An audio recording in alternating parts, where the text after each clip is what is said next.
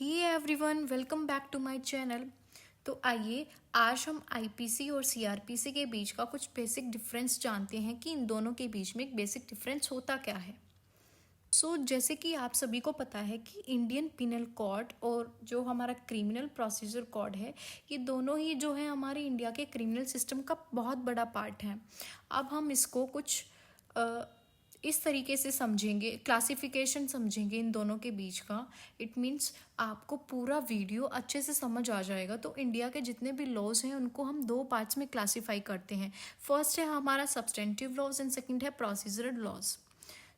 इनको हम कुछ एक एग्जाम्पल की हेल्प से समझेंगे कि जैसे कि आपने किसी कॉलेज या स्कूल में एडमिशन लिया। आप जैसे ही एडमिशन लेते हैं आपको दो बुकलेट्स मिलते हैं। इट मीन्स आपको दो मैनुअल मिलते हैं।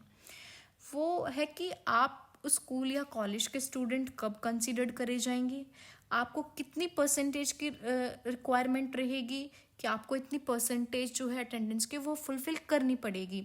अगर आप वहाँ पर रैगिंग करते हुए पकड़े गए तो उसके लिए आपकी क्या पनिशमेंट होगी और उसके लिए क्या डेफिनेशन होगी। तो ये था हमारा फर्स्ट बुकलेट का एग्जाम्पल। सेकेंड एग्जाम्पल जानते हैं जो कि हमारी सेकेंड बुकलेट सेकेंड मैनुअल है कि आपको अटेंडेंस की रिक्वायरमेंट फुलफिल नहीं की तो आपको एग्जाम में बैठने दिया जाएगा या नहीं। अगर आप रैगिंग करते हुए पकड़े गए तो आपका एविडेंस कैसे लिया जाएगा। तो पूरा प्रोसीजर सेकंड बुकलेट ने दे दिया है, यहाँ पे दे दिया गया है इसमें कि आपका एविडेंस कैसे लिया जाएगा और आपके खिलाफ जो है वो कैसे कॉलेज वाले कैसे क्या करेंगे, वो सारा सेकंड बुकलेट में बता दिया गया। तो इसी तरह से जैसे कि हमने दोनों बुकलेट्स के एग्जाम्पल्स को समझा है, बताया है, सेम इसी तरह substantive laws and procedural laws जो है हमारे इंडिया का जो एक बहुत बड़ा पार्ट है, इनमें भी कुछ ऐसा ही डिफरेंस है। तो आइए जानते हैं इन दोनों के बीच का डिफरेंस क्या है। फर्स्ट जो है वो हमारा है सब्सटेंटिव लॉज एंड सेकंड है क्रिमिनल प्रोसीजर लॉज। इसमें क्या होता है, सब्सटेंटिव लॉज में क्या होता है, ये डिफाइन करता है ऑफेंसेस को और पनिशमेंट्स बताता है।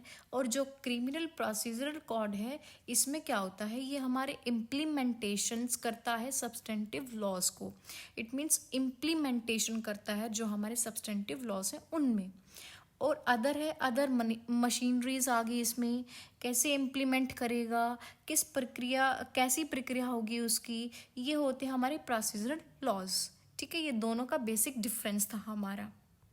तो आइए अब हम आईपीसी और सीआरपीसी के बीच का एक बेसिक डिफरेंस जान लेते हैं जो कि जानना बहुत ही ज़्यादा ज़रूरी है।